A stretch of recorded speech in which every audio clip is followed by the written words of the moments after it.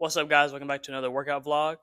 Today we have one of my upper body sessions in my program. So we got clean and jerks, standing barbell press, incline dumbbell press, cable rows, and then some arm accessory work at the end. I'm just gonna be talking about life, talk about some things I've been thinking about lately. Got a 10-minute timer, building up to a heavy single of clean and jerk.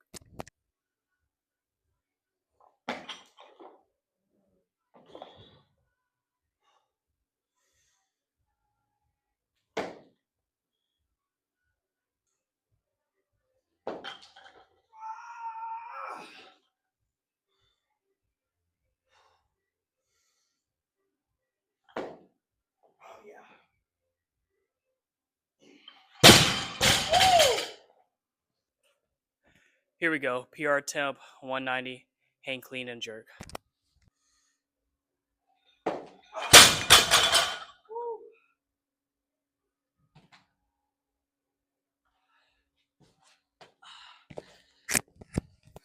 That is why you should know how to bail safely. Unfortunately, did not PR, but I tried to do 190 last week and I couldn't even high pull it. So at least I got to the high pull part of the lift. Um, I went back to watch the clip.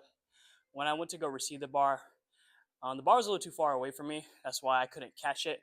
And also my elbows were like down here trying to catch it. I didn't shoot my elbows up, create that shelf with my shoulder. So there was not even a place for the bar to land for me to receive it.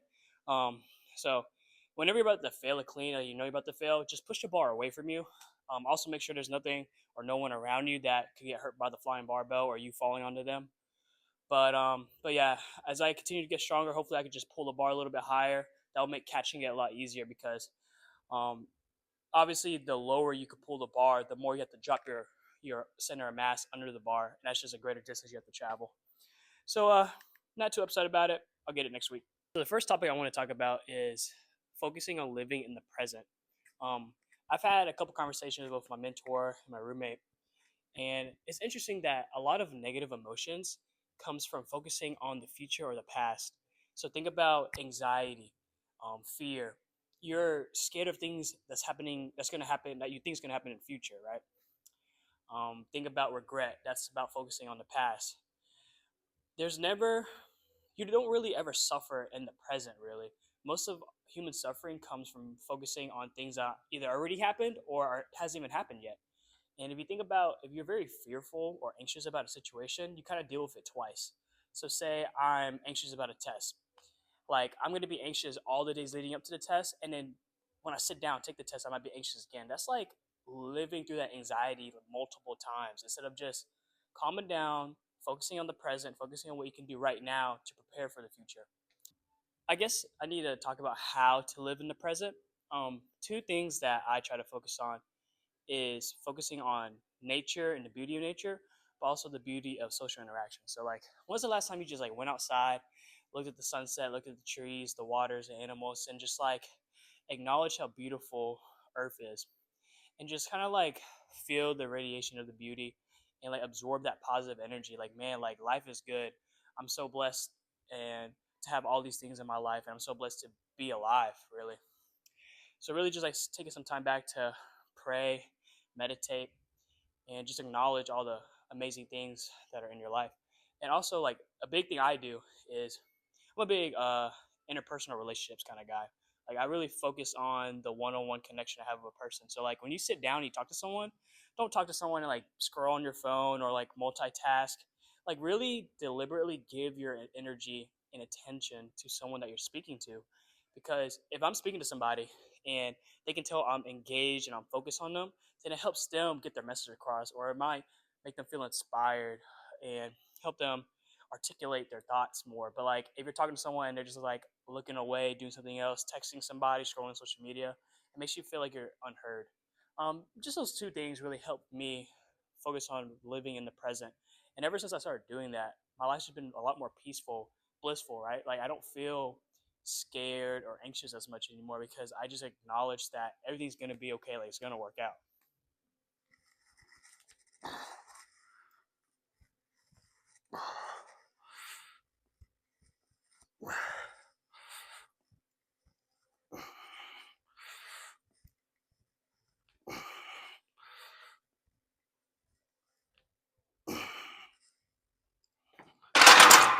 Whew, that felt pretty easy.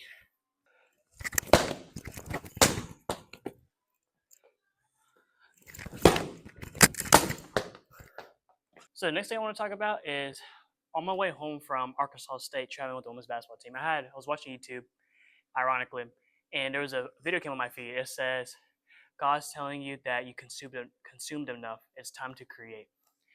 And I find that really interesting because, before I started this YouTube channel and posting on Instagram, for ever since COVID, from COVID to 2023, I was like, man, I'm gonna start posting workout videos or start posting this and that, and I never did. I kept procrastinating on it, and just imagine those 3 extra years I would have had creating content, how much better of a content creator, how much of an audience I would have built if I would have started back then. And definitely with how social media is and the internet, it's so easy to just doom scroll and just constantly consume information endlessly. And we need to understand that our purpose in the world isn't to consume, it's to create and to share ideas and stuff. And obviously, you have to learn first. You have to consume, in the classroom by learning lectures or by watching videos, reading books. But I think the key point is make sure we're not consuming the wrong things. Like people say, oh, I use social media to learn. I follow content creators on TikTok to learn about stuff. But do you really how often do you watch the full video, not just watch first and seconds and scroll?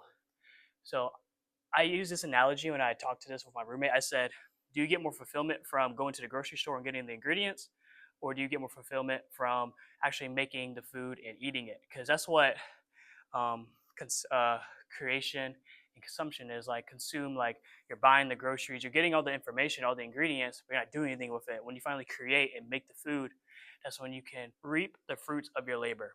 I just feel ever since I started creating on a regular basis and consistently, I just felt like I'm doing something meaningful in my life. I'm fulfilling my purpose. And that's just to share my ideas and share positivity and influence people to make positive changes in their lives.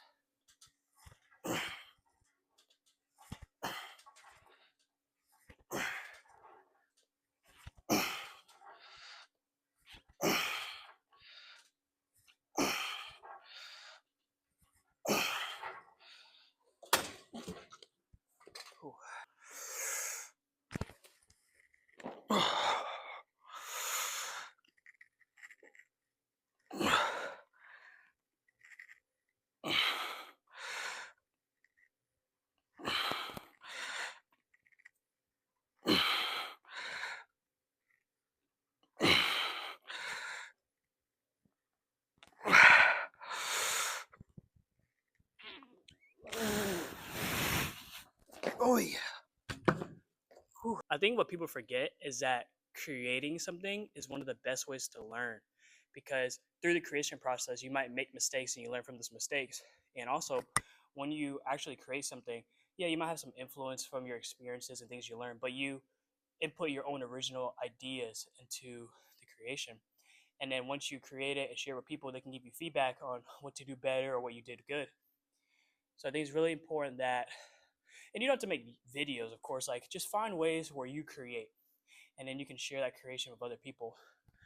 Because I was definitely in this what's it called, paradox, where I would try to learn so I can create better creations, but then I would never start creating because I was too busy learning. And so it was like this endless loop.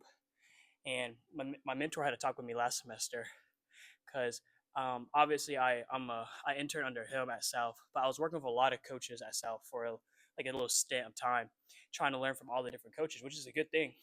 But at a certain point, I'm not learning anything new per se by dividing my time up between 5 different coaches. Sometimes I gotta take a pause on the learning and start creating to see what I actually know. Because there's a difference between memorizing stuff and actually understanding something and knowing how to apply it. So for my context, instead of me shadowing 5 different strength coaches and looking at their programs and memorizing them, I should take a pause from that and start creating my own programs to see if I even understand, if I understand periodization, and if I understand how to tweak things here and there based off athletes' needs and season differences and stuff, sports differences and all that. So the last thing I want to add about creating is, so me and my mentor was having a conversation, and I told him, I was like, I find a lot of fulfillment of creating because as long as I like help one person, then that's all that matters. Like I don't like yeah, I would like to grow my audience and um, grow a following, but I don't want to. I'm not gonna panic or I'm not gonna get sad that my videos aren't going viral. I'm just enjoying the process. And a cool perspective that he introduced was, what if that one person that you're helping is yourself? Like me recording these videos, making these travel vlogs, workout vlogs, just any other videos. It's just kind of like me documenting my progress in life. Like 5 years from now, when I'm a strength conditioning coach at some school, I'm gonna look back at these videos and be like, man, like I was like these days right now is me laying the foundation brick by brick, day by day of what I'm gonna eventually become. And it's kind of cool just documenting it. And yeah, like the lessons that I'm teaching right now, I might go back and watch these videos and forget about these topics that I'm talking about. Be like, man, like I remember now, like um, all these lessons and advice I'm giving to you guys. It can also help my future me. Because another thing I saw online, it was like sometimes we don't have to learn; we just have to be reminded. Because we know so much stuff that you tend to forget things. But yeah, when you start creating, just remember that you always have at least one fan, and that's yourself.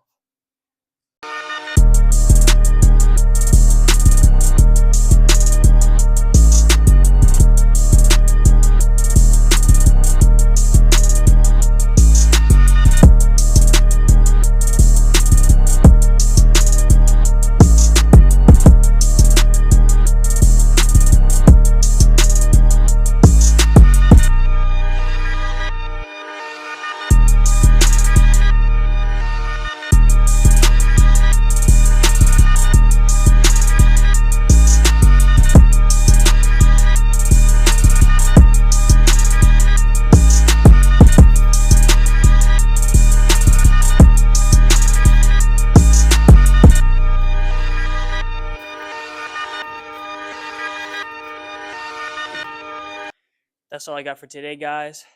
Appreciate you guys. Shout out to y'all for spending your time and watching my videos. If you guys enjoyed what you saw, please leave a like, subscribe, and comment any questions you have about training or just life in general. And like always, God bless.